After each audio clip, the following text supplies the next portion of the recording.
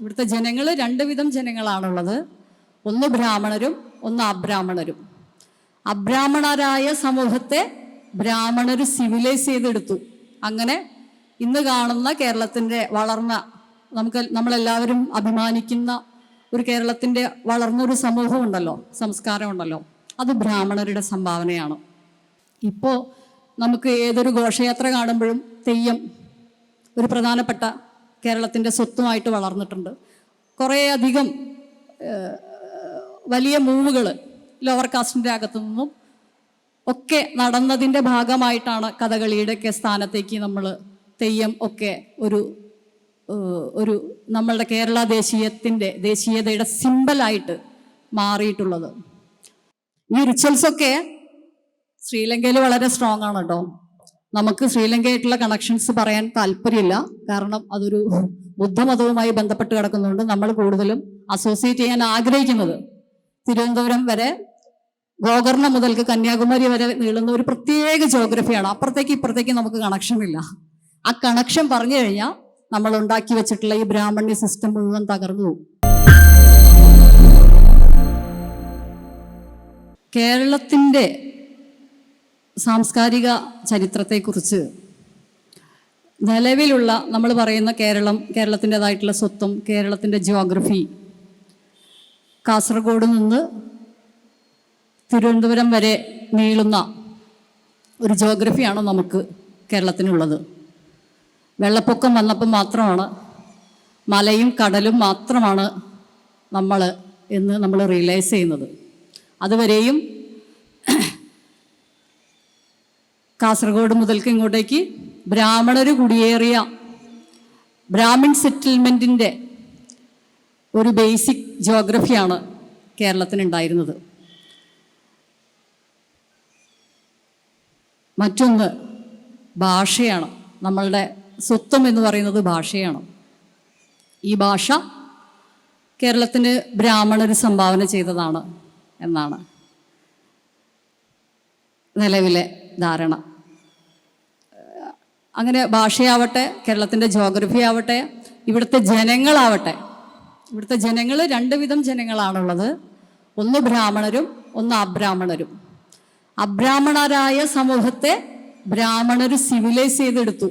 അങ്ങനെ ഇന്ന് കാണുന്ന കേരളത്തിൻ്റെ വളർന്ന, നമ്മളെല്ലാവരും അഭിമാനിക്കുന്ന ഒരു കേരളത്തിൻ്റെ വളർന്നൊരു സമൂഹമുണ്ടല്ലോ, സംസ്കാരമുണ്ടല്ലോ, അത് ബ്രാഹ്മണരുടെ സംഭാവനയാണ്. കേരളത്തിൻ്റെ സംസ്കാരത്തിൻ്റെ പ്രധാനപ്പെട്ട മുഖച്ഛായയായ ആർക്കിടെക്ചറൽ റിമെയിൻ, ടെമ്പിൾ ആർക്കിടെക്ചേഴ്സ് എന്ന് പറയും. നമുക്കതാണ് കൂടുതലായിട്ടും കേരളത്തിൻ്റെ സംസ്കാരമായിട്ട് കാണിച്ചു കൊടുക്കാനുള്ളത്. വിദേശികൾ വരുമ്പോഴും തദ്ദേശീയർ വരുമ്പോഴും അത് ബ്രാഹ്മണരുടെ സംഭാവനയാണ്. എഴുത്തുഭാഷ, നമ്മൾ എഴുതുന്ന മലയാളം ലിപി, ഇത് ബ്രാഹ്മണരുടെ സംഭാവനയാണ്. അങ്ങനെ സകലതും, നമ്മൾ വസ്ത്രം ഉടുത്ത് നടക്കുന്നത് മുതൽക്ക് എല്ലാം കേരളത്തിൻ്റെതായി ഇന്ന് നമ്മൾ കരുതുന്ന എല്ലാ സ്വത്തും മധ്യകാലത്ത് ബ്രാഹ്മണരുടെ കുടിയേറ്റത്തിലൂടെ നിർമ്മിക്കപ്പെട്ടതാണ്. ഇതിൻ്റെ മുകളിലാണ് ബ്രിട്ടീഷേഴ്സും നമ്മൾ ആഘോഷിക്കുന്ന ആധുനികത എന്ന് പറയുന്ന സങ്കല്പവും വളർന്നു വരുന്നത്. നമ്മളുടെ ജുഡീഷ്യറി ആവട്ടെ, ലീഗൽ സിസ്റ്റംസ് ആവട്ടെ, എല്ലാം മെഡീവൽ പീരീഡിൽ പ്രോമിനൻ്റ് ആയിരുന്ന ബ്രാഹ്മണിക് സിസ്റ്റത്തിൻ്റെ കണ്ടിന്യൂഷനാണ്. അങ്ങനെ ചുരുക്കി പറഞ്ഞ ഒരു മലയാളിയുടെ സ്വത്വം മുഴുവനും നിർമ്മിച്ചിട്ടുള്ളത്, സംസ്കരിച്ചെടുത്തിട്ടുള്ളത്, സിവിലൈസ് ചെയ്ത് ഒരു ആധുനികതയിലേക്ക് എത്തിച്ചിട്ടുള്ളത് ബ്രാഹ്മണരാണ് എന്നാണ്. ഇതാണ് നിലവിലെ എല്ലാ മധ്യകാലം എന്ന് പറയുമ്പോൾ മാധവ മാഷ് ഇവിടെ ഇരിക്കുന്നുണ്ട്. മാധവ മാഷ്, കെ എൻ ഗണേഷിനെ പോലെയുള്ള ചില വേറിട്ട നിരീക്ഷണങ്ങളുണ്ട്. പക്ഷേ ചരിത്രരചനയിൽ പ്രാമാണ്യം നേടിയിട്ടുള്ളത് MGS ആണ്. ഇത് തുടങ്ങി വെച്ചിട്ടുള്ളത് MGS നാരായണൻ, രാഘവ് വാര്യർ, രാജൻ ഗുരുക്കൾ, കേശവൻ വെളുത്താട്ട് പോലുള്ള ഹിസ്റ്റോറിയൻസിൻ്റെ ആർഗ്യുമെൻസ് ആണ് ഈ ചരിത്രരചനയിൽ പ്രാമാണ്യം നേടിയിട്ടുള്ളത്. ഈ വാദങ്ങളാണ് നിലനിൽക്കുന്നത്. ഇതിൻ്റെ അടിസ്ഥാനത്തിലാണ് ആധുനികതയിൽ നടന്നിട്ടുള്ള എല്ലാ മൂവ്മെൻറ്റുകളും നടന്നിട്ടുള്ളത്. അപ്പോൾ എൻ്റെ വാദം, നമ്മൾക്ക് ഒറ്റ വായനയാണ് ഇൻസ്ക്രിപ്ഷൻസിൻ്റെ മുകളിൽ നടന്നിട്ടുള്ളൂ. ഒറ്റ വായനയാണ് പ്രാചീന രേഖകളുടെ മുകളിൽ നടന്നിട്ടുള്ളൂ. അത് ഇത്രയേ ഉള്ളൂ. ബ്രാഹ്മണരുടെ കുടിയേറ്റ സമയത്ത് ഉള്ളത്, അന്ന് ആ സമയം മുതൽക്കുള്ളത് ഒരു സിവിലൈസ്ഡ് ആയിട്ടുള്ള ഒരു മൂവും, അതിനു മുമ്പുള്ള സമൂഹം ട്രേഡില്ലാത്ത, വളർച്ചയില്ലാത്ത, പെറുക്കി തിന്നുന്ന ഗോത്രജീവികളായ യാഥാസ്ഥികരായ ഒരു സമൂഹമാണ്. പ്രിമിറ്റീവ് ട്രൈബ്സ് എന്നാണ്. രാജ്യമില്ല, രാജവംശമില്ല, അതൊക്കെ ലോക്കൽ ചീഫ്റ്റെയിൻസ് ആണ്, ട്രൈബൽ ചീഫ്റ്റെയിൻസ് ആണ്, ഗോത്ര തലവന്മാരാണ്, പിടിച്ചു പറിച്ചു ജീവിക്കുന്ന സമൂഹമാണ്. അതുകൊണ്ട് തന്നെ മൂവേന്തർമാരെ, ചേരന്മാര്, ചോളന്മാര്, പാണ്ഡ്യര്, ഇവരെയൊന്നും രാജാക്കന്മാരായിട്ട് കണ്ടിട്ടില്ല. കാരണം ബ്രാഹ്മിൺസിന്റെ കൺസെന്റോടുകൂടി ധർമ്മശാസ്ത്രം അനുസരിച്ച്, പുരാണിക് ട്രഡീഷൻ അനുസരിച്ച്, വേദിക് ട്രഡീഷൻസ് അനുസരിച്ച് ഫോളോ ചെയ്യുന്ന, അല്ലെങ്കിൽ അവരുടെ കൺസെന്റ് ഉള്ള ഒരു രാജവംശത്തെ മാത്രമാണ് സ്റ്റേറ്റ് ആയിട്ട് അംഗീകരിച്ചിട്ടുള്ളൂ. അതുകൊണ്ട് മെഡീവൽ സ്റ്റേറ്റിനെയാണ് ഇവർ സ്റ്റേറ്റ് എന്ന് വിളിക്കുന്നത്. ആൻഷ്യൻ പീരീഡിൽ നമുക്കറിയാം, പട്ടണം എക്സ്കവേഷൻ ഇന്ന് നടന്നു കഴിഞ്ഞതാണ്. 2007 മുതൽക്ക് തുടർച്ചയായിട്ടുള്ള എക്സ്കവേഷനിലൂടെ വലിയ മെറ്റീരിയൽ ലൈഫാണ് പുറംലോകം കണ്ടത്. ആ സൈറ്റ് ഇന്ന് ക്ലോസ്ഡ് ആണ്. മെഗാലിത്തിക് സൈറ്റ്സിൽ നിന്ന് കിട്ടുന്ന മെറ്റീരിയൽ റിമെയിൻസ് ട്രേഡാണ്, ട്രേഡ് പ്രൊഡക്ട്സുകളാണ്. അപ്പോൾ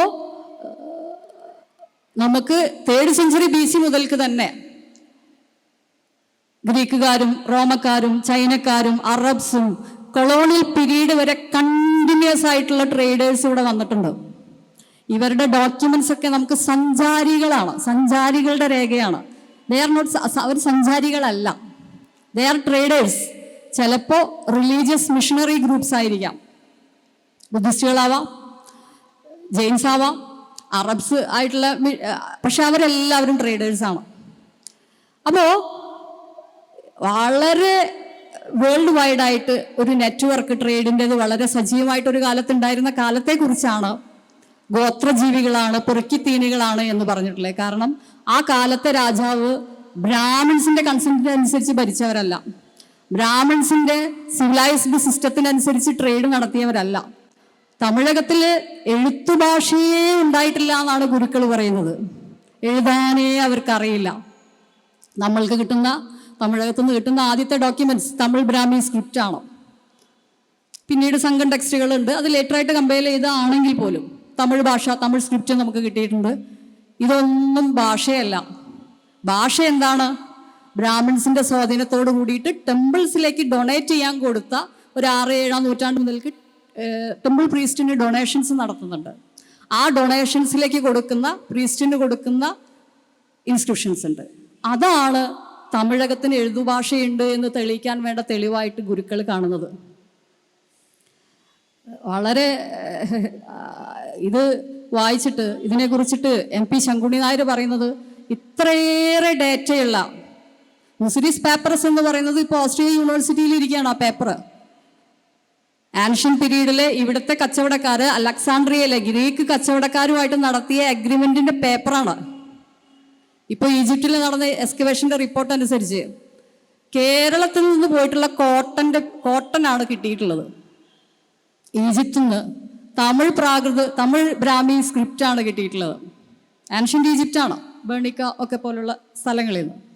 കണ്ണൻ ചാത്തൻ എന്ന് പേരുള്ള 2 കച്ചവടക്കാര് അവർ ഈജിപ്തിൽ പോയിരിക്കുക. മുസിരീസ് പേപ്പറസിൽ ഇവിടുത്തെ ഒരു കച്ചവടക്കാരനാണ് അഗ്രിമെന്റ് എഴുതുന്നത്. അതിൽ ഒപ്പുവയ്ക്കുന്നത് അലക്സാണ്ട്രിയയിലെ ഒരു ഫിനാൻഷ്യറാണ്.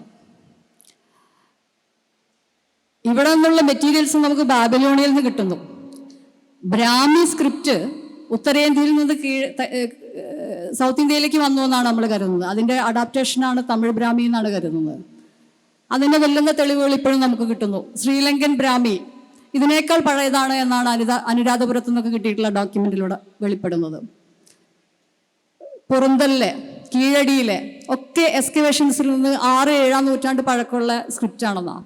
അപ്പം നമ്മൾ ചില സങ്കല്പങ്ങളുണ്ട്. ഉത്തരേന്ത്യയിൽ നിന്ന് ആര്യന്മാർ കുടിയേറി ഇവിടുത്തെ സൗത്ത് ഇന്ത്യക്കാരായിട്ടുള്ള ട്രൈബ്സിനെ എഡ്യൂക്കേറ്റ് ചെയ്തു, സിവിലൈസ് ചെയ്തു. അങ്ങനെ ഒരു ചരിത്രമേ നമുക്ക് സങ്കല്പിക്കാൻ പറ്റുള്ളൂ. പക്ഷേ പട്ടണത്തിൽ നിന്നൊക്കെ കിട്ടുന്ന മെറ്റീരിയൽ എവിഡൻസ്, മെഗാലിത്തിക് സൈറ്റിൽ നിന്ന് കിട്ടുന്ന മെറ്റീരിയൽ എവിഡൻസ്, ഇപ്പൊ KC സാർ എക്സ്കവേറ്റ് ചെയ്യുന്ന സൈറ്റ് ഉണ്ട് അണക്കര, ഇടുക്കി. അവിടെ നിന്ന് ഒരു ടെറക്കോട്ട ബീഡാണ് കിട്ടിയിട്ടുള്ളത്. അതായത് അയണേജ് സെറ്റിൽമെന്റ് എന്ന് പറഞ്ഞാൽ ഇത്രയും കാലം നമുക്ക് മെഗാലിത്തിക് സൈറ്റ്സ് ആയിരുന്നു. ഒരു തൊപ്പിക്കല്ല് കാണും, കുഴിക്കും, കഴിഞ്ഞു. ഒരു കൊടക്കല്ല് കാണും, കുഴിക്കും, കഴിഞ്ഞു. റോക്കറ്റ് കേവ് കാണും, അവിടുന്ന് കുറച്ച് മെറ്റീരിയൽസ് എടുക്കും, കഴിഞ്ഞു. ഇതിനൊരു കണ്ടിന്യൂഷൻ ഉണ്ടെന്നോ ഇതൊരു കൾച്ചറൽ റിമൈൻസ് ആണെന്നോ അല്ലെങ്കിൽ ഇതിന്റെ മെറ്റീരിയൽ ലൈഫ് ആണെന്നോ നമ്മൾ കണ്ടിട്ടില്ല. നമുക്ക് ഡെത്ത് കൾട്ടാണ്. എന്ത് ഡെത്ത് കൾട്ട്? പ്രാകൃത ജീവികളുടെ, പെറുക്കി തിന്നുന്ന ഗോത്രജീവികളുടെ ഡെത്ത് കൾട്ട്. അങ്ങനെ ഒരു കൾട്ട് മാത്രമായിട്ട് നിലനിൽക്കുമോ? കിട്ടിയ മെറ്റീരിയൽസ് കാർണീലിയൻ, എച്ച്ഡ് കാർണീലിയൻ എന്നാണ്.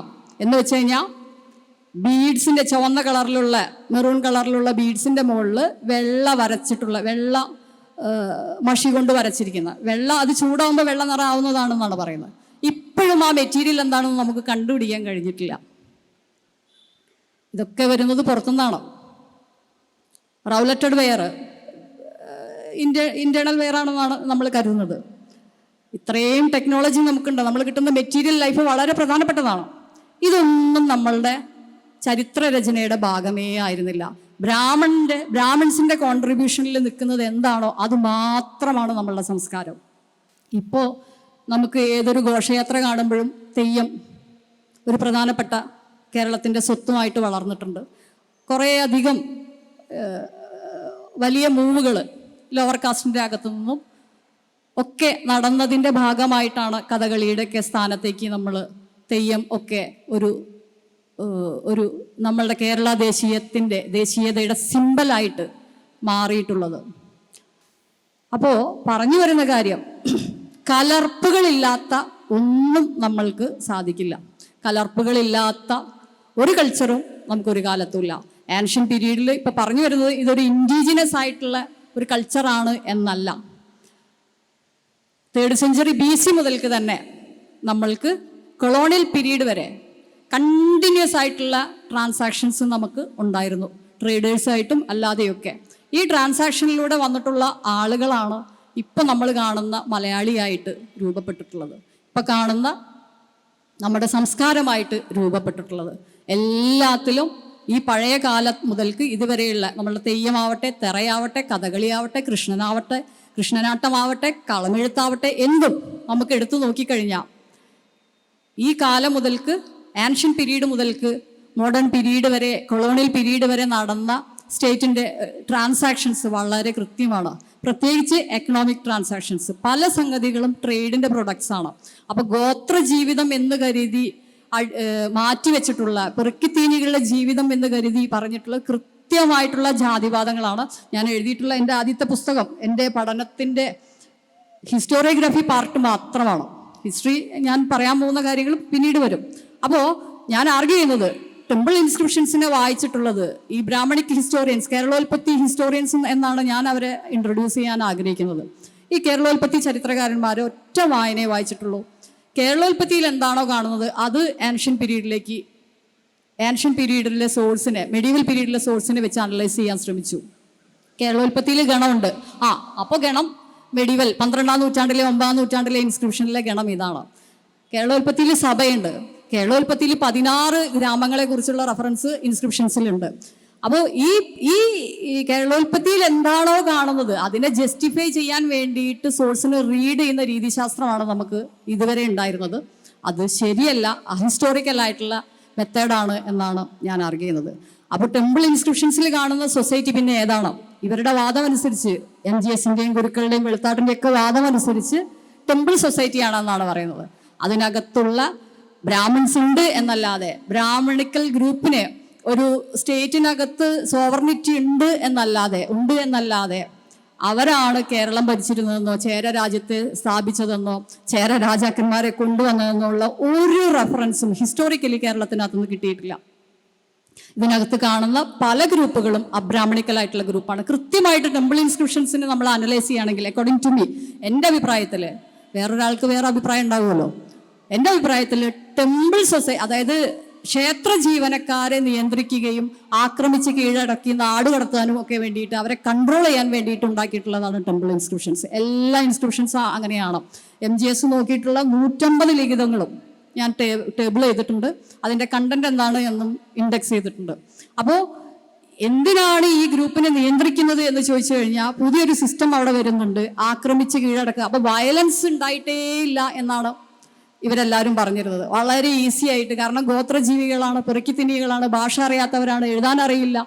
അപ്പോൾ സ്വാഭാവികമായിട്ടും ഇവരെ കീഴടക്കാൻ എളുപ്പമാണ്, ഇവിടെ വയലൻസ് നടന്നിട്ടില്ല എന്നാണ്. പക്ഷേ ക്ഷേത്രലേഖകൾ പറയുന്നത് വയലൻസ് ഉണ്ട്. അത് ചെറിയൊരു തിരുത്ത് ഈ വിഷയത്തിലുള്ള ഡിസ്കഷൻ വന്നപ്പോൾ മഴുകൊണ്ടല്ല വാളുകൊണ്ട് നേടിയ കേരളം എന്ന രീതിയിൽ ഗുരുക്കൾ പിന്നീട് തിരുത്തുന്നുണ്ട്. പക്ഷെ കണ്ടന്റിലൊന്നും വ്യത്യാസമൊന്നുമില്ല. എന്തായാലും വയലൻസ് നടന്നിട്ടുണ്ട് എന്ന് ഇപ്പോൾ അവർ സമ്മതിച്ചിട്ടുണ്ട്.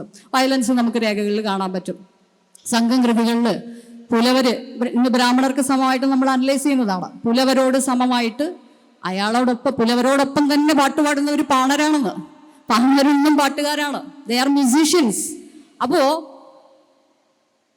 ഈ പാണരെയും പറയരും മ്യൂസീഷ്യൻസ് ആണ്. നമുക്കറിയാം തുന്നൽ പണിക്കാരാണ്.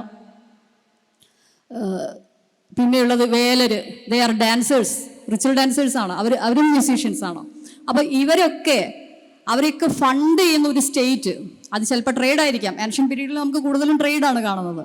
അത് പിന്നീട് ഇല്ലാതാവുമ്പോൾ അവർ മഷിനോട്ടക്കാരും അവർ ഇപ്പൊ പറയുന്ന ദരിദ്രരായ ദലിതരായിട്ടും മാറുന്നതായിട്ടാണ് കാണുന്നത്. ഇപ്പോൾ കുറുവരെയൊക്കെ സമയത്തോളം നമുക്കൊരു മിഡീവൽ പീരീഡ് എത്തുമ്പോൾ അവർ ബുദ്ധിസ്റ്റുകൾ, ജെയിൻസ് ഒക്കെയാണ്. കുരവൻ തിരുവല്ല ഇൻസ്ക്രിപ്ഷൻസിൽ നമുക്ക് കാണാൻ പറ്റും. കുണന്താങ്കി കുറത്തികൾ ജെയിൻ സന്യാസിമാരാണ്. അപ്പോൾ ഇവരൊക്കെ ഇപ്പോൾ മഷിനോട്ടക്കാരാണ്, കാലഗണിതര്, മാത്തമാറ്റിക്കൽ ട്രഡീഷൻസ് ഉള്ളവരാണ് കണിയാന്മാര്. അവര് ഇന്ന് കണിയാന്മാരാരാണ് നമുക്കറിയാം. അപ്പോൾ പറഞ്ഞു വരുന്നത് ആൻഷ്യന്റ് റൂട്ടില് ലോവർ കാസ്റ്റിന്, ദളിതർക്ക്, അബ്രാഹ്മണർക്ക്, ഇതിനകത്ത് ജൂതരുണ്ട്, ക്രിസ്ത്യാനികളുണ്ട്, എല്ലാവരും ഉണ്ട്. ഒരാളുടെയും ചരിത്രം മധ്യകാല ചരിത്രത്തിന്റെ ഭാഗമായിട്ടേ ഇല്ല. അവരൊക്കെ ഗോത്രജീവികളെ സിവിലൈസ് ചെയ്ത് മാറ്റുന്ന പ്രോസസ്സിലേക്ക് ഇവർ മാറ്റി എന്ന് മാത്രമാണ് നമുക്ക് ആർഗ്യൂ ചെയ്യാൻ നിലവിലെ ആർഗ്യുമെന്റ് ഉണ്ടായിട്ടുള്ളത്. പറഞ്ഞു വരുന്ന കാര്യം, ഇത് ഹിസ്റ്റോറിക്കൽ ആയിട്ടുള്ള സ്റ്റേറ്റ്മെന്റ് ആണ്. ഇതിന്റെ മുകളിലാണ് ഇന്ന് നമ്മൾ സംസ്കാരം എന്ന് പറഞ്ഞുകൊണ്ടേയിരിക്കുന്നത്. അപ്പം നമ്മൾ കാണുന്ന ഓരോ സംസ്കാരവും എങ്ങനെയാണ് കഥകളി ഇന്ന് കാണുന്ന ഒരു സംസ്കാരത്തിന്റെ കേരളത്തിന്റെ ഫേസ് ആയിട്ടുള്ളത്, എങ്ങനെയാണ് മണിപ്രവാള കൃതികളാണ് മറ്റൊരു പ്രധാനപ്പെട്ട ഒരു സോഴ്സ്. അതായത് സ്ത്രീകൾക്ക് ഏറ്റവും കൂടുതൽ സ്ത്രീകളുമായിട്ട് ബന്ധപ്പെട്ടുകൊണ്ട് നോളജ് പ്രൊഡക്ഷൻസിൽ ലോവർ കാസ്റ്റിന് കൃത്യമായിട്ട് പങ്കുണ്ടായിരുന്നു. അതാണ് നമ്മൾക്ക് പാണരിലും പറയരിലും വേലരിലും ഒക്കെ കാണുന്നത്. പഴയ ആൻഷ്യൻ സോഴ്സസിലും മെഡിവൽ സോഴ്സസിലും എല്ലാം നമുക്കത് കാണാൻ പറ്റും. പക്ഷേ ഇതിനെ ഫണ്ട് ചെയ്യുന്ന ഒരു സ്റ്റേറ്റ് കാണാൻ പറ്റില്ല. മണിപ്രവാള കൃതികളിൽ കൃത്യമായിട്ട് സ്ത്രീകൾക്ക് നോളജ് പ്രൊഡക്ഷനിൽ പങ്കുണ്ടായിരുന്നു എന്നുള്ളതിൻ്റെ തെളിവുകളാണ്. ആ തെളിവുകളെ മുഴുവനും ബ്രാഹ്മണരുടെ ഒരു സ്റ്റേറ്റിനെ സ്ഥാപിക്കാനുള്ള, നാടുവാഴി സ്വരൂപങ്ങളെ സ്ഥാപിക്കാനുള്ള സോഴ്സസ് ആയിട്ടാണ് വിലയിരുത്തിയിട്ടുള്ളത്. അപ്പോൾ എനിക്ക് പറയാനുള്ളത്, കലരാത്ത ഒന്നും നമ്മളെ ഭാഷ ബ്രാഹ്മണരുടെ സംഭാവനയാണ് എന്നാണ് പറയുന്നത്. പ്രാകൃതവുമായിട്ട് ബന്ധപ്പെട്ടുകൊണ്ട്, പ്രാകൃതമാണ് മലയാള ഭാഷയുടെ സോഴ്സ് എന്ന് പറഞ്ഞുകൊണ്ട് നമുക്കൊരു മലയാള ഭാഷാ പണ്ഡിതനുണ്ടായിരുന്നു. അദ്ദേഹത്തെ നമ്മളെല്ലാവരും മറന്നുപോയി. MP ശങ്കുണ്ണി നായർ എന്നാണ് അദ്ദേഹത്തിൻ്റെ പേര്. പിന്നെ ഒരു PM ജോസഫ് ഉണ്ടായിരുന്നു. അദ്ദേഹം കേരളത്തിലെ പരകീയ പദങ്ങൾ എന്നുള്ള പുസ്തകം എഴുതിയിട്ടുണ്ട്. മലയാള ഭാഷ മുഴുവനും വിദേശികളുടെയും കച്ചവടക്കാരുടെയാണെന്നാണ് വാദം. നമ്മളിപ്പോഴും മലയാളം സംസ്കൃതത്തിൽ സംസാരിക്കണം, കവിത സംസ്കൃതത്തിൽ എഴുതണോ മലയാളത്തിൽ എഴുതണോ എന്നൊക്കെയുള്ള സംശയമായിട്ട് നടക്കുന്നവരാണ്. ചുരുക്കി പറഞ്ഞു കഴിഞ്ഞാൽ നമ്മളുടെ ആർക്കിടെക്ചറിൻ്റെ ഹിസ്റ്ററി പരിശോധിക്കുമ്പോൾ അതാണ് അതിലേറെ രസമാണ്. കേരളത്തിൽ ഏത് ക്ഷേത്രത്തിനകത്താണ് ബ്രാഹ്മണിക്കലായിട്ടുള്ള കൺസ്ട്രക്ഷൻ നടന്നിട്ടുള്ളത്? ഒരു പട്ടണത്ത് മാത്രമാണ് വളരെ സയൻറ്റിഫിക് ആയിട്ടുള്ള ഒരു എക്സ്കവേഷൻ നടന്നിട്ടുള്ളൂ. മെഗാലിത്തിക് സൈറ്റിൽ പോലും അത് നടന്നിട്ടില്ല. അപ്പോൾ ആ എക്സ്കവേഷൻ സൈറ്റിൻ്റെ അവസ്ഥ എന്താണെന്ന് എല്ലാവർക്കും അറിയാം. അപ്പോൾ പറഞ്ഞു വരുന്നത്, കേരളത്തിലെ ക്ഷേത്രങ്ങൾ സയൻറ്റിഫിക് ആയിട്ടുള്ള പഠനങ്ങൾക്ക് വിധേയമാക്കണം. ഐക്കണോഗ്രഫിയെ കുറിച്ചുള്ള ഒരു പഠനവും നടന്നിട്ടില്ല. ശിവൻ എന്ന് പറയുന്ന ഐക്കണോഗ്രഫിയെ നമുക്ക് കാണാനേ ഇല്ല, ലേറ്റ് മെഡീവൽ പീരീഡിലേ ഉള്ളൂ. വിഷ്ണുവിനെ കുറിച്ചുള്ള കുറച്ച് ഐക്കണോഗ്രഫി ഉണ്ട്. പിന്നെ ക്ഷേത്രത്തിനകത്ത് എന്താണ് കാണുന്നത്? ഈ ചരിത്രകാരന്മാരുടെ ആർഗ്യുമെന്റ്സ് അനുസരിച്ച് ഇത് മുഴുവനും ബ്രാഹ്മൺസ് ക്രിയേറ്റ് ചെയ്തതാണെന്ന്.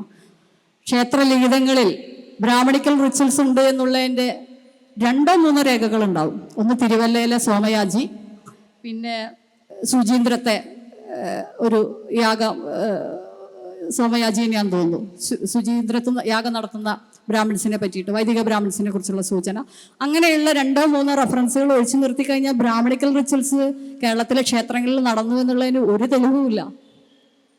മറിച്ച് ഉണ്ടായത് ശാന്തി എന്നാണ്. മേൽശാന്തി അടികൾ, കീഴ്ശാന്തി അടികൾ, എംപ്രാന്തിരി, പെരുമാൻ അടികൾ തുടങ്ങിയിട്ടുള്ള റെഫറൻസുകളാണ്. അടികൾ എന്ന് പറഞ്ഞാൽ തന്നെ അത് നോൺ ബ്രാഹ്മണിക് പ്രീസ്റ്റാണ്. ജൈനോ ബുദ്ധിസ്റ്റോ ആയിട്ടുള്ള ദേവതകളെ ആരാധിക്കുന്ന പ്രീസ്റ്റിനെയാണ് അടികൾ എന്ന് വിളിക്കുന്നത്. ശാന്തി അടികൾ എന്ന് പറഞ്ഞാൽ തന്നെ മനസ്സിലാവും ദേവത ഫെറോഷ്യസ് ആണ്. വളരെ ഭീകരരൂപിയായിട്ടുള്ള ദേവതയെ കൂളിംഗ് റിച്വൽ ചെയ്യുന്ന, തണുപ്പിക്കുന്ന പ്രീസ്റ്റാണ് ശാന്തി പണിക്കാരൻ, ശാന്തി അടികൾ. അപ്പോ ബ്രാഹ്മണിക്കൽ ഹിസ്റ്റോറിയൻസ് ആർഗ്യൂ ചെയ്യുന്ന സ്പെസിഫിക് ആയിട്ടുള്ള ഫോംസ് എവിടെയാണുള്ളത്? ഈ റിച്വൽസ് ഒക്കെ ശ്രീലങ്കയിൽ വളരെ സ്ട്രോങ് ആണ് കേട്ടോ. നമുക്ക് ശ്രീലങ്കയായിട്ടുള്ള കണക്ഷൻസ് പറയാൻ താല്പര്യമില്ല, കാരണം അതൊരു ബുദ്ധമതവുമായി ബന്ധപ്പെട്ട് കിടക്കുന്നതുകൊണ്ട് നമ്മൾ കൂടുതലും അസോസിയേറ്റ് ചെയ്യാൻ ആഗ്രഹിക്കുന്നത് തിരുവനന്തപുരം വരെ, ഗോകർണ മുതൽക്ക് കന്യാകുമാരി വരെ നീളുന്ന ഒരു പ്രത്യേക ജോഗ്രഫിയാണ്. അപ്പുറത്തേക്ക് ഇപ്പുറത്തേക്ക് നമുക്ക് കണക്ഷൻ ഇല്ല. ആ കണക്ഷൻ പറഞ്ഞു കഴിഞ്ഞാൽ നമ്മൾ ഉണ്ടാക്കി വെച്ചിട്ടുള്ള ഈ ബ്രാഹ്മണ്യ സിസ്റ്റം മുഴുവൻ തകർന്നു പോകും. എന്തായാലും പുതിയ വായനകൾ, പുതിയ പഠനങ്ങൾ നടക്കുന്നു. അതിൻ്റെ അടിസ്ഥാനത്തിലാണ് എന്നെ പോലുള്ള ആളുകൾ ഇപ്പോൾ ഈ വേദിയുടെ മുന്നിലേക്ക് വരുന്നത്.